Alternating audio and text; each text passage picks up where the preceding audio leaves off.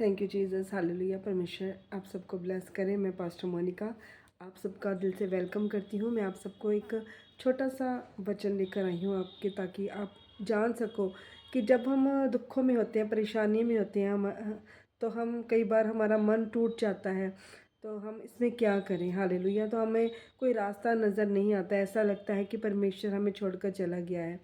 मैं एक बात आपको छोटी सी बताना चाहती हूँ कि जैसे क्योंकि वचन कहता है कि विश्वास से ही धर्मी जन परखा जाएगा। विश्वास करोगे तो तुम परमेश्वर की महिमा को देखोगे। हालेलुया। और विश्वास करने वालों के लिए सब कुछ हो सकता है, लेकिन क्या हम विश्वासी हैं? क्या हम अड़े और खड़े रहने में विश्वास करते हैं? क्या हम चाहे हमारी ज़िंदगी में कोई गवाही हो या ना हो, कि उस टाइम भी हम खड़े रह सकते हैं, चाहे जब हमारी ज़िंदगी में कुछ दिखाई ना दे। हालेलुया। तो मैंने एक एग्ज़ाम्पल के तौर पे आपको बताती हूँ कि जैसे एक हम जब खाना खाते हैं, हम गेहूं की आटे को गूंथते हैं, जब रोटी पकाते हैं, उसको सबसे पहले क्या करना पड़ता है एक बीज बोना एक बीज बोना पड़ता है। कनक बोई जाती है। हालेलुया। लेकिन जब वो बोई जाती है, फिर उसको समय आने पर उस कनक को छांटा जाता है, उसको इकट्ठा किया जाता है, फिर उसको एक चक्की में ले जाकर पिसना पड़ता है। कितना पिसना पड़ता है? जब तक भी वो पूरी तरह पिसकर आटा ना बन जाए। और फिर उस आटे को गूंदा जाता है, और फिर जाकर उसको तवे पर, गैस की आग की भट्टी पर उसको पकाया जाता है, फिर वो खाने के योग्य होता है। हालेलुया। तो एक गेहूं को कितना कुछ निकल कर एंड में वो खाने के योग्य बनता है।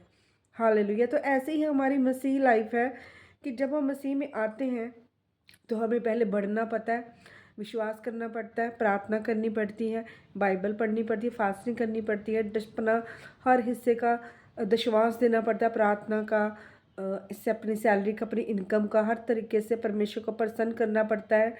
परमेश्वर को जब तक ये फील ना हो जाए कि अब ये बच्चा मेरा है, फिर एक समय आता है कि जब हमारी परख होती है, हमें आग की भट्टी में डाला जाता है पकने के लिए, जहाँ कोई रास्ता नज़र नहीं आता, कोई इंसान हमारे सभी छोड़ के चले जाते हैं, तो हम सिर्फ अकेले रह जाते हैं, और उस सिचुएशन में हमें नहीं पता चलता कि हम क्या करें, कहाँ जाएं। तो फिर भी हम परमेश्वर के साथ बने रहते हैं, प्रार्थना में बने रहते हैं, अड़े और खड़े रहते हैं।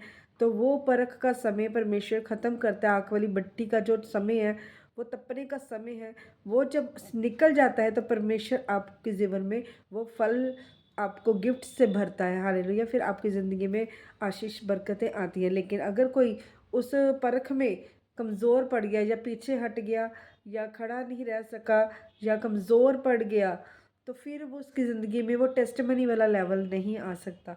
हालेलुया। अगर आप भी अपनी ज़िंदगी में गवाहियों को चाहते हो, तो आप भी अड़े और खड़े रहे, विश्वास में परमेश्वर को प्रसन्न करते रहे। हालेलुया। ताकि परमेश्वर आप सबको देखकर आपकी परख जब पूरी हो जाए, परमेश्वर आपसे प्रसन्न हो, और आपको बड़े बड़े गिफ्ट्स और बड़ी बड़ी टेस्टिमनी के साथ खड़ा करे। Hallelujah. God bless you all. मैं विश्वास करती हूँ कि आपको ये छोटा सा वचन आपको बहुत सारी चीज़ों को सिखाया गया है, और आप जो सीख चुके हो, आप सब ब्लेस किए जाएं। खुदावन आप सबको ब्लेस करे, आशीषित करे।